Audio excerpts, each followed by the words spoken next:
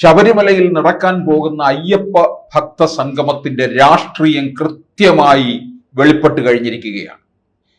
NSSന്റെയും SNDPയുടെയും പിന്തുണ അയ്യപ്പ ഭക്ത സംഗമത്തിന് കിട്ടിയതോടുകൂടി വളരെ ഊർജ്ജസ്വലനായിട്ട് പിണറായി വിജയൻ മുമ്പോട്ട് പോവുകയാണ്.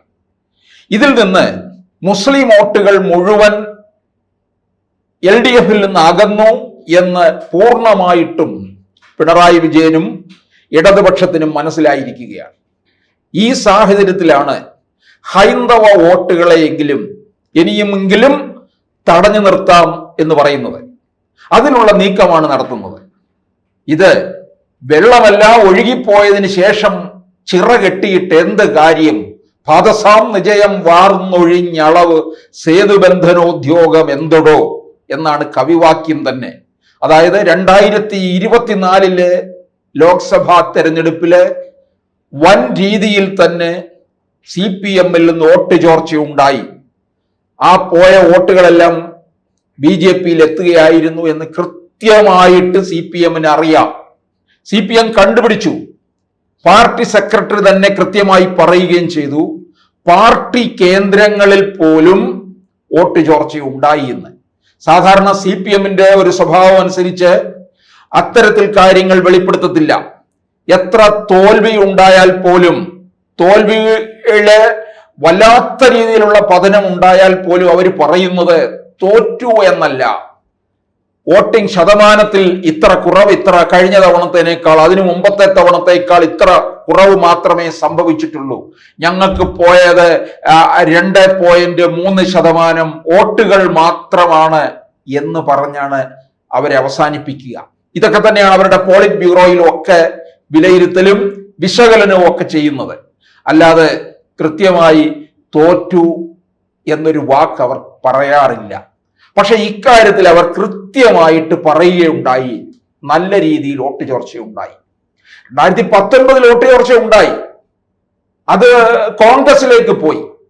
അതിനോടൊപ്പം അന്ന് അവർ കണക്ക് കൂട്ടിയത് കോൺഗ്രസിലേക്ക് പോയി എങ്കിൽ 2019 കോൺഗ്രസ് ആയിരിക്കും ദേശീയ തലത്തിൽ അധികാരത്തിൽ വരിക, രാഹുൽ ഗാന്ധി പ്രധാനമന്ത്രിയാകും, വയനാട്ടിൽ നിന്ന് മത്സരിച്ചു പോകുന്ന ഒരു MP ആണ് ഇന്ത്യയുടെ പ്രധാനമന്ത്രി എന്ന കാര്യത്തിൽ കേരളീയർ മുഴുവൻ അഭിമാനിക്കുകയും ചെയ്യുന്നു.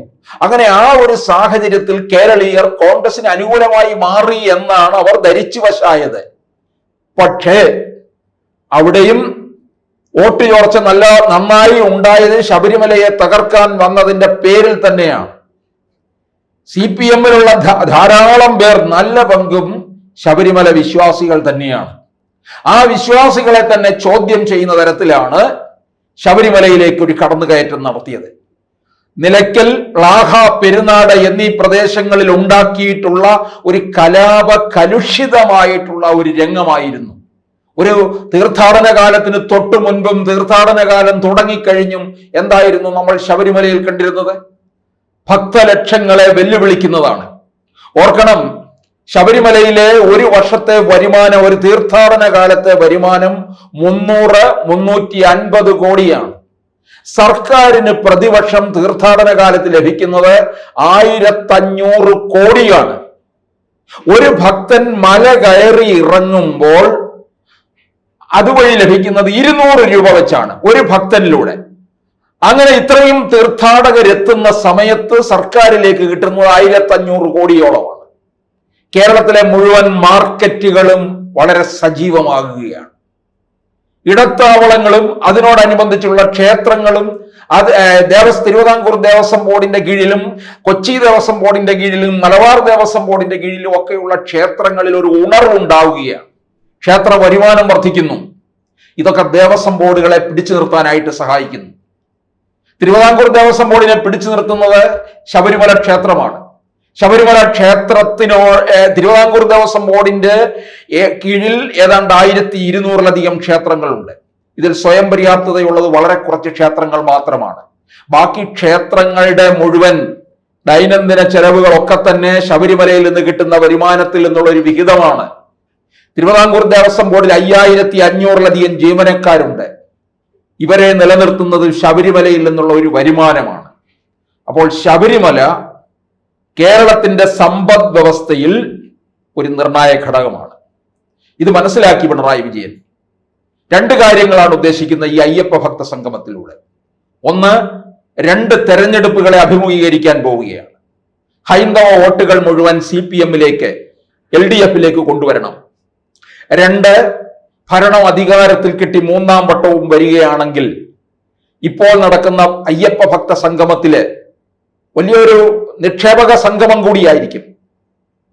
എരുമേലിയിൽ ചെറുവള്ളി ശബരിമല വിമാനത്താവളം തുടങ്ങാൻ പോവുകയാണ്.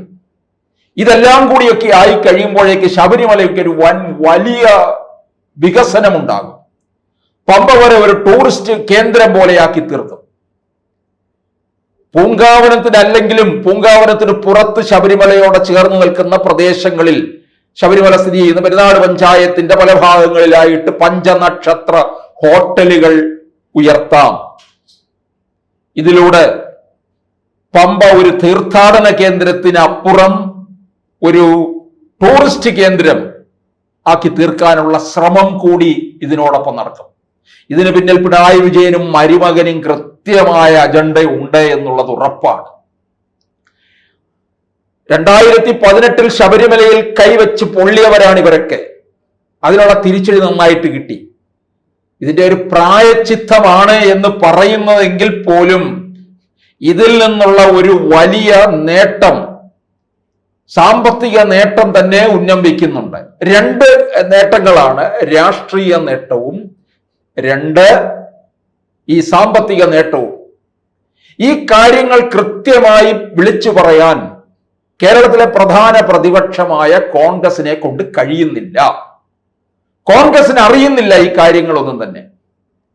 VD സതീശൻ എങ്ങനെ ഒരു പ്രതിപക്ഷ നേതാവായിട്ടിരിക്കുന്നു?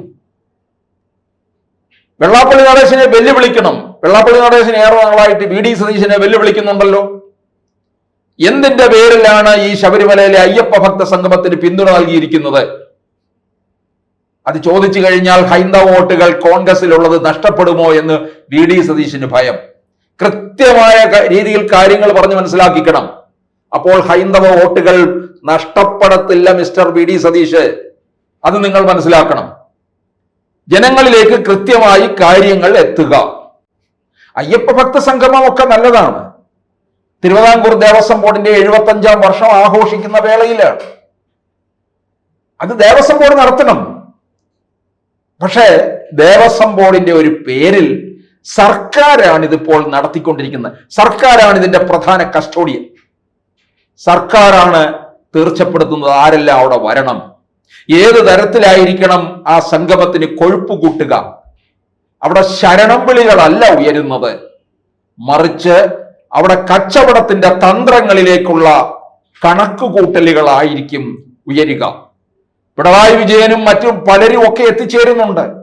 അയ്യപ്പ ഭക്ത സംഗമം എന്നുള്ള പേരിൽ നടക്കുന്നതിന്റെ പിന്നിലെ രാഷ്ട്രീയ സാമ്പത്തിക തട്ടിപ്പിനെ കുറിച്ച് നമ്മൾ മനസ്സിലാക്കണം.